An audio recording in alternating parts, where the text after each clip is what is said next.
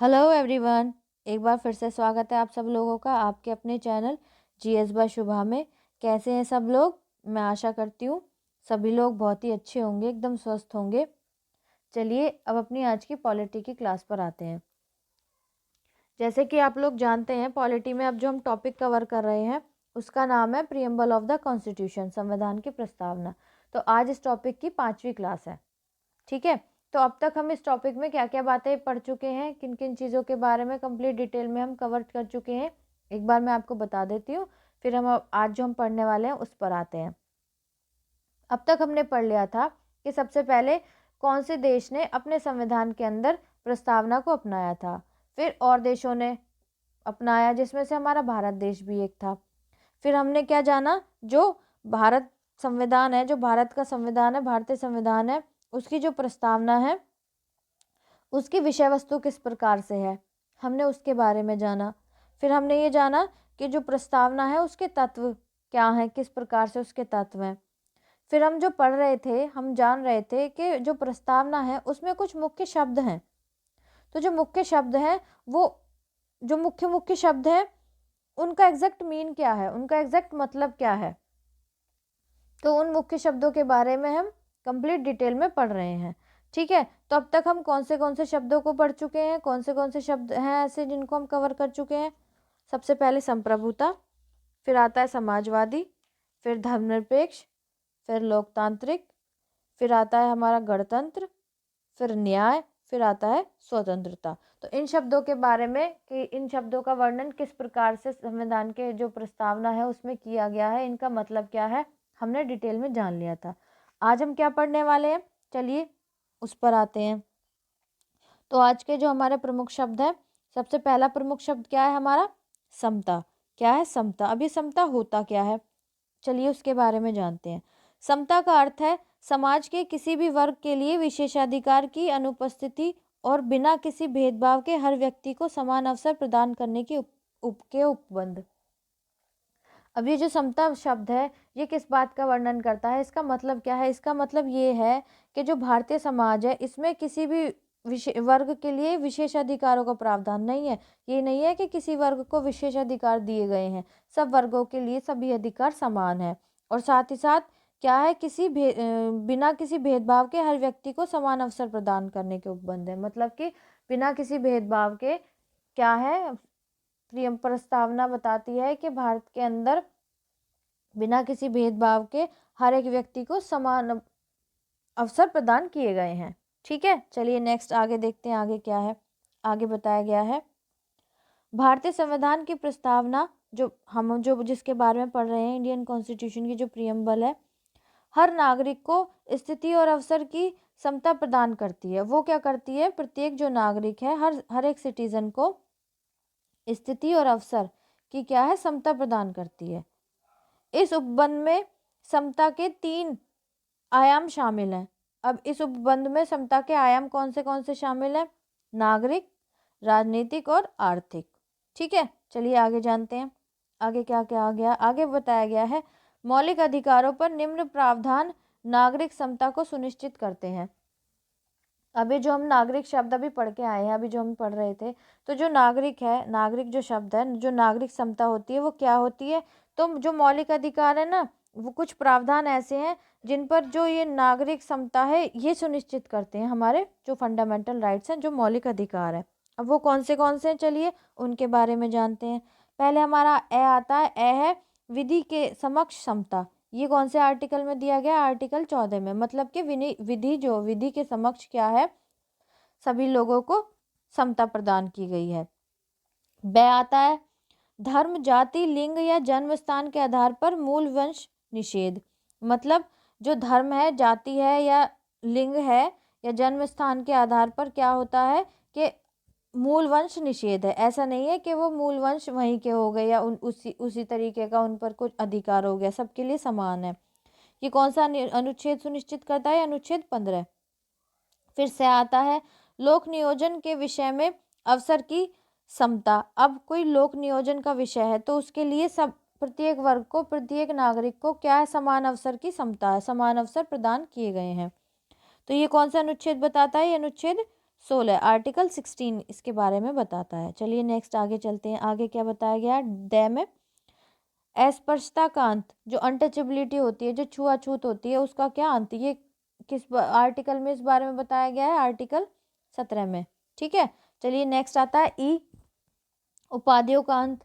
जैसे पहले उपाधियां राजा महाराजाओं की उपाधियां दी जाती थी, उनका अंत है। ये कौन से अनुच्छेद सुनिश्चित करता है, ये अनुच्छेद 18 आर्टिकल 18 में बताया गया है ये। ठीक है, इतनी बात आपको क्लियर है। चलिए नेक्स्ट आगे देखते हैं, आगे क्या है। आगे बताया गया है संविधान में 2 ऐसे उपबंध हैं जो राजनीतिक समता को सुनिश्चित करते प्रतीत होते हैं। अब जो भारतीय संविधान है उसमें ऐसे 2 उपबंध हैं जो क्या सुनिश्चित करते हैं, जो राजनीतिक समता को क्या करते हैं, सुनिश्चित करते हुए दिखाई देते हैं। पहला क्या है, प्रथम है कि धर्म, जाति, लिंग अथवा वर्ग के आधार पर किसी व्यक्ति को मतदान सूची में शामिल होने के अयोग्य करार नहीं दिया जाएगा। ये अनुच्छेद कौन सा बताता है, अनुच्छेद 325 इसके बारे में बताता है। आर्टिकल 325 क्या बताता है कि चाहे वो किसी भी धर्म का हो व्यक्ति, किसी भी जाति का हो, किसी भी लिंग का हो, पुरुष हो या महिला हो, किसी भी वर्ग का हो, उसके आधार पर उसको क्या है, मतदाता सूची जो है हमारी, उसमें शामिल होने के लिए अयोग्य करार नहीं किया जाएगा। मतलब कि वो मतदाता सूची में शामिल उसको किया जाएगा। ये कौन से आर्टिकल में बताया गया है इस बारे में, आर्टिकल 325 में इसके बारे में बताया गया। और दूसरा क्या है, दूसरा है कि लोकसभा और विधानसभा के लिए वयस्क मतदान के प्रावधान। अब जो हमारा अपर हाउस और लोअर हाउस है, जो लोकसभा और राज्यसभा है, सॉरी लोकसभा और विधानसभाएं हैं, जो विधानसभाएं होती हैं स्टेट में और लोकसभा हमारी जो केंद्र में होती है, तो लोकसभा और विधानसभा में क्या है कि जो वयस्क हैं उनके क्या है, मतदान का प्रावधान है। मतलब जो भी 18 साल से ऊपर का है, प्रत्येक व्यक्ति मतदान के लिए योग्य है, मतलब वो वोट डाल सकता है। तो ये कौन से आर्टिकल में इसका प्रावधान है, ये आर्टिकल 326 ये सुनिश्चित करता है। ठीक है, चलिए नेक्स्ट आगे देखते हैं, आगे इसमें क्या बताया गया है। आगे इसमें कहा गया है राज्य के नीति निर्देशक सिद्धांत, जिनको हम बोलते हैं directive principles of state policies, अनुच्छेद 39 में कौन से आर्टिकल में, आर्टिकल 39 में महिला तथा पुरुष के जीवन यापन के लिए पर्याप्त साधन और समान काम के लिए समान वेतन के अधिकार को सुरक्षित करता है।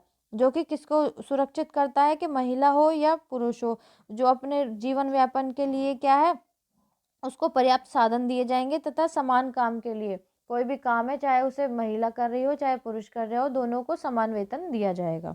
ठीक है, ये हमको कौन से अनुच्छेद में बताया गया है, अनुच्छेद 39 में। ठीक है, आर्टिकल 39 में इसके बारे में बताया गया है। आई होप आपको जो हमारा ये शब्द है समता, इसके बारे में आपको अच्छे से सारी चीज़ें समझ आ गई होंगी। चलिए नेक्स्ट आगे देखते हैं, आगे क्या आता है। आगे आता है बंधुत्व। कौन सा शब्द आता है, बंधुत्व। तो बंधुत्व शब्द का क्या अर्थ होता है, ठीक है, उसके बारे में जानते हैं। तो बंधुत्व का अर्थ है भाईचारे की भावना। मतलब कि हमको आपस में कैसी भावना रखनी चाहिए, हमारा जो संविधान है उसके अंदर जो प्रस्तावना है वो क्या सुनिश्चित करती है कि प्रत्येक व्यक्ति के अंदर भाईचारे की भावना होनी चाहिए। चलिए इसमें आगे जानते हैं। संविधान एकल नागरिकता के लिए एक तंत्र के माध्यम से भाईचारे की भावना को प्रोत्साहित करता है। अब जो हमारा भारतीय संविधान है, इंडियन कॉन्स्टिट्यूशन है, वो क्या करता है कि सिंगल सिटीजनशिप, जो एकल नागरिकता है के लिए क्या है, तंत्र जो है उसके माध्यम से भाईचारे की भावना को प्रोत्साहित करता है कि लोगों में भाईचारे की भावना होनी चाहिए। ठीक है, चलिए आगे जानते हैं, आगे क्या कहा गया। आगे कहा गया है जो मौलिक कर्तव्य हैं, जो हमारी फंडामेंटल ड्यूटीज़ हैं, जो कौन से आर्टिकल में आती हैं, आर्टिकल 51 कै में, अनुच्छेद 51 कै में आती हैं। भी कहती है, क्या कहती है कि यह हर भारतीय नागरिक का कर्तव्य होगा कि धार्मिक, भाषाई, क्षेत्रीय अथवा वर्ग विविधताओं से ऊपर उठकर सौहार्द और आपसी भाईचारे की भावना को प्रोत्साहित करेगा। मतलब कि ये बताता है, ये कहता है कि जो हमारे जो नागरिकों के कर्तव्य हैं, तो वो क्या है कि चाहे वो किस धर्म और भाषाई क्षेत्र हो या फिर क्या हो, वर्ग विविधता, इन सब से ऊपर उठकर हमको क्या करना चाहिए, भाईचारे की भावना बनाए रखनी चाहिए। भाईचारे को की भावना को प्रोत्साहित करता है ये।